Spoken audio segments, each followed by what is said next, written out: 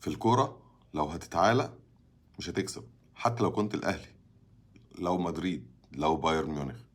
المهم في الكورة إنك تحترم الخصم وتحترم إمكانياته وتحترم فرصه. فرص كل الخصوم متساوية 50-50، اللي هيتعب وهيشقى وهيبقى عنده استراتيجية ينجح في تحقيقها هيوصل حتى لو هو فريق ضعيف. فريق اتحاد العاصمة مش الفريق المرعب، مش الوداد ومش صن داونز ومش الرجاء ومش الفرق الكبيرة اللي انت كسبتها في دوري الأبطال، لكنه فريق طموح قادر على انه ينفذ استراتيجيته، عنده مدرب عارف إمكانيات لعيبته وبيلعب على قدها وبيحاول يستغلها وبيستنى غلطتك علشان يقدر يكسب. وده اللي حققه النادي الأهلي امبارح. خسر فعلا، كان فيه ظلم تحكيمي، ولكن احنا مش الجمهور اللي بيعلق شماعاته على الظلم التحكيمي.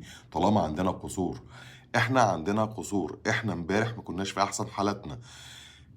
كولر يتحمل 80% من الخسارة لانه اتعامل مع الماتش باستسهال، حضر بشكل فيه استسهال وتعالي، اتنقل الامر لفريقه.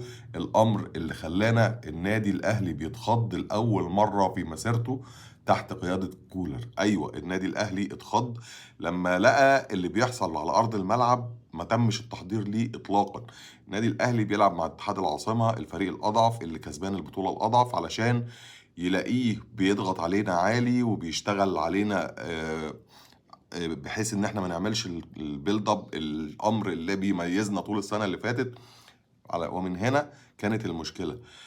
عدم التدخل السريع من كولر امر يجب ان يراجعه. مش بعدل على كولر، ده مش معناه ابدا انه مدرب سيء، ولكنه ادار هذه المباراه على مستوى التحضير وعلى مستوى اداره المباراه نفسها بشكل غير صحيح.